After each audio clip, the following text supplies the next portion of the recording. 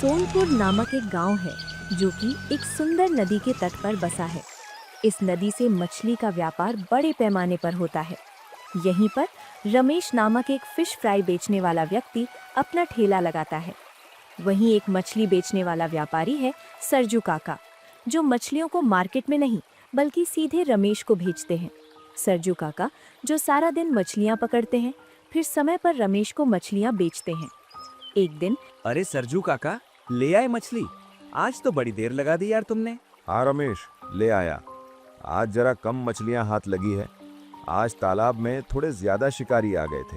अरे सरजू काका, आप कोई साथी रख लो, वरना तो रोज रोज मेरा नुकसान होता रहेगा। कल भी मैंने बहुत नुकसान खाया आपके वजह से। रमेश बड़ा लालची फिश फ्राई वाला था। वो बेचारे भोले भाले सरजू से कम दामों में मछली खरीदता और उसे महंगे में बेचता। ले लो भाई, ले लो, गर्मा गर्म फिश फ्राई ले लो भाइयों, एकदम ताजी फिश फ्राई है। एक बार खाओगे तो बार बार आओगे। अरे भाई, कितने की है एक प्लेट? काका, बिल्कुल साधारण दाम है, सिर्फ 80 रुपए की एक प्लेट। ये तो बड़ी महंगी है। काका, गांव भर में कहीं और आपको ऐसी फिश फ्राई नहीं मिलेगी। एक बार खाकर तो देखिए, स्वाद के सामने मछली का दाम भूल जाएंगे। ऐसा ही कहकर रमेश सभी लोगों को बहुत महंगी फिश फ्राई बेचता था। हर दिन अच्छी कमाई करके अपने घर जाता तो उसकी पत्नी मीना घर पर होती थी, जो उसका इंतजार करती थी। क्या हुआ, कितने पैसे मिले आज? अरे आज तो बड़ा अच्छा व्यापार हुआ है। ये देखो, पूरे 2000 रुपए का। अरे वाह, क्या बात है। आप हाथ मुंह धोकर आइए, मैं आपके लिए खाना लगा देती हूँ। रमेश ऐसा ही करता। रोज सुबह होते ही अपने ठेले पर चला जाता। सरजू काका के आने से पहले सारे मसाले, तेल, कढ़ाई और बाकी सामान तैयार करता। मछलियाँ आने के बाद मसाले में मछली डालकर फिश फ्राई बना देता और उनको बेचता और पैसा कमाता। पूरे गांव में दूसरा कोई फिश फ्राई बेचने वाला नहीं था, जिसके कारण वो धीरे धीरे पूरे गांव में प्रसिद्ध हो गया। अब वो और भी ज्यादा मछलियाँ खरीदने लगा, लेकिन वो भी रमेश को कम पड़ती। हर दिन कई सारे ग्राहक मछलियाँ खत्म होने के कारण खाली हाथ लौट जाते। ऐसे ही रविवार के दिन तो अधिक भीड़ होती थी। अरे हमें दे दो, हमें दे दो, लोग वहाँ शोर मचा रहे थे। लेकिन मछलियाँ अब खत्म होने वाली थी, पर लोगों की भीड़ वहाँ अभी बढ़े ही जा रही थी। क्या रमेश, तुम हर रोज कम मछलियां लाते हो और हमेशा लाइन में लगने के बाद भी मुझे फिश फ्राई नहीं मिलती? मेरा तो तुम संडे का दिन खराब कर रहे हो यार। देखो भाई, मैं यहाँ खाली हाथ तो बैठा नहीं हूँ। तुम देख रहे हो कितनी भीड़ है आज। टेंशन मत लो, तुम्हारा नंबर भी आ जाएगा। ये कहकर वो अपने काम में लग गया।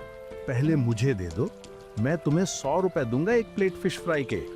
ये बात सुनकर रमेश जरा देखने लगा कि कौन है जो एक प्लेट फिश फ्राई के 20 रुपए अधिक देने को तैयार है। उसने पहले उस सज्जन को फिश फ्राई दी, जो कि सूट पहने थे और काफी अमीर लग रहे थे। जिसके बाद उसने एक तरकीब सोची और जोर से आवाज लगाई। फिश फ्राई का भाव अब से बढ़ गया है। अब एक प्लेट फिश फ्राई 80 रुपए की जगह 100 में मिलेगी। कितना लालची आदमी है, इसने तो भाव ही बढ़ा दिया है। चलो चलो, हमें नहीं खाना इसके यहाँ से। जो गरीब महिलाएं फिश फ्राई खाने आती थी, खाली हाथ जा रही थी। लेकिन रमेश का फायदा हो गया, क्योंकि कुछ अमीर लोगों ने बची हुई फिश फ्राई दुगने दामों में खरीद ली और बड़े चाव से खाने लगे। डॉक्टर साहब बड़े शौक से मछली खाते हुए, रमेश, तुम्हारे हाथ की फिश फ्राई तो बड़ी ही स्वादिष्ट है। वाह भाई, मानना पड़ेगा तुम्हें। धन्यवाद डॉक्टर साहब, ये तो बस ऊपर वाले का कमाल है। वो आज घर आया और हर दिन की तरह उसकी बीवी ने पूछा, क्यों जी, आज कितने पैसे लाए? अरे ये देख, आज तो बड़े अच्छे दामों में फिश फ्राई बेची है मैंने। आज पूरे 4000 का व्यापार हुआ है। मछलियाँ खत्म हो गई, वरना तो पूरे 5000 का व्यापार होता। अरे तुम्हारा तो रोज का हो गया है। हर दिन तुम्हारी मछलियाँ खत्म हो जाती हैं और नुकसान भी होता है। तुम बिल्कुल सही कह रही हो। मैं सरजू काका को अधिक मात्रा में मछलियाँ लाने को कहता हूँ। अगले दिन रमेश फिर से अपने ठेले पर पहुँच गया, पर अब उसका लालच बहुत बढ़ चुका था। उसके पास एक तरकीब थी।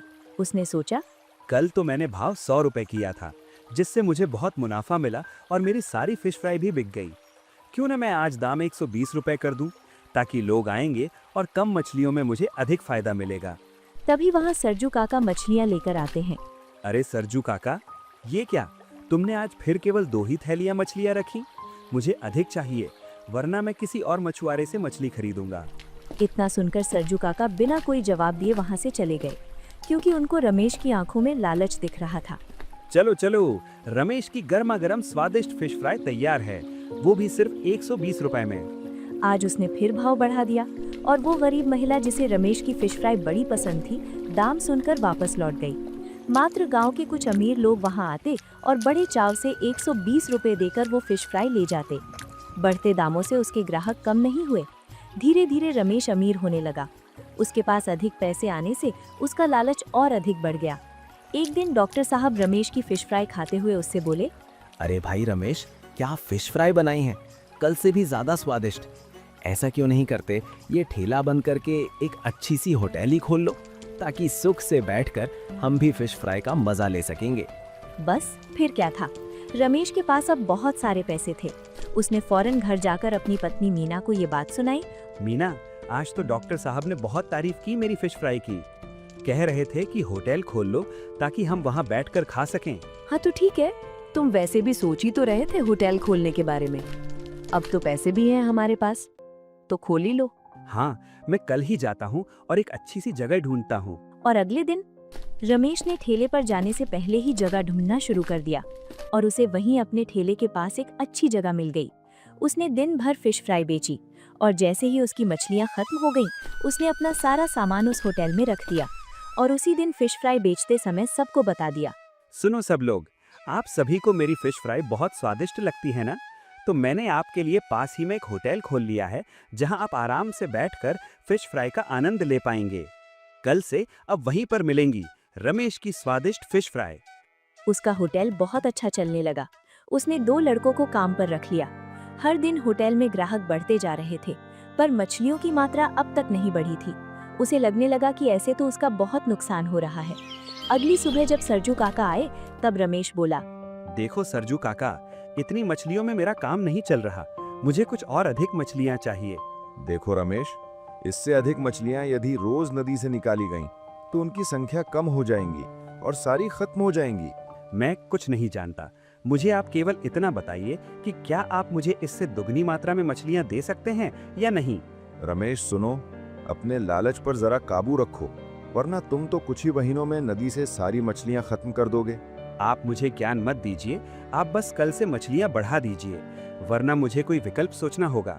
सरजू काका ने उसे समझाने की भरपूर कोशिश की, लेकिन वो नाकाम रहे और वो निराश होकर वहां से चले गए। पर रमेश तो लालच में अंधा हो गया था। वो हर दिन की तरह अपनी होटल बंद करके पैसों का हिसाब लगाता है। अरे वाह, आज तो पूरे 10,000 रुपए का व्यापार हुआ है। मीना को बताऊंगा तो बड़ा खुश होगी। रमेश अपने घर गया और मीना से बोला, मीना, सुनती हो? देखो, आज तो पूरे 10,000 का व्यापार हुआ है। हाँ ठीक है, पर तुम मछलियों की मात्रा कब बढ़ाओगे? मैंने सरजू काका को कहा है। अरे तुम भी काका के पीछे क्यों पड़े हो? तुम खुद ही पकड़ लिया करो। उसने मीना की बात मान ली और वो अगली सुबह 5 ठेली भरकर मछलियां ले आया। जब सरजू उसकी दुकान पर गया तो इतनी मछलियां देखकर हैरान हो गया। अरे रमेश, तुमने ये क्या कर दिया? इतनी मछलियां क्यों निकाली? काका, थक गया हूँ आपको कहते कहते। अब आप मुझे मछलियाँ मत दीजिए, मैं खुद ही पकड़ लिया करूँगा। काका वहां से चले गए। हर दिन रमेश ऐसे ही करने लगा और उसका व्यापार बहुत बढ़ गया। वो 15 से 20,000 रुपए कमाने लगा। किंतु 1 महीने में नदी की सारी मछलियां खत्म हो गईं। पूरी नदी में एक मछली भी नहीं बची। सारे लोग होटल से खाली हाथ लौटने लगे। तब रमेश को याद आया, सरजू काका सही कहते थे, उसे अपने लालच पर काबू रखना चाहिए था। जिसके बाद रमेश की फिश फ्राई का होटल अब बंद हो गया।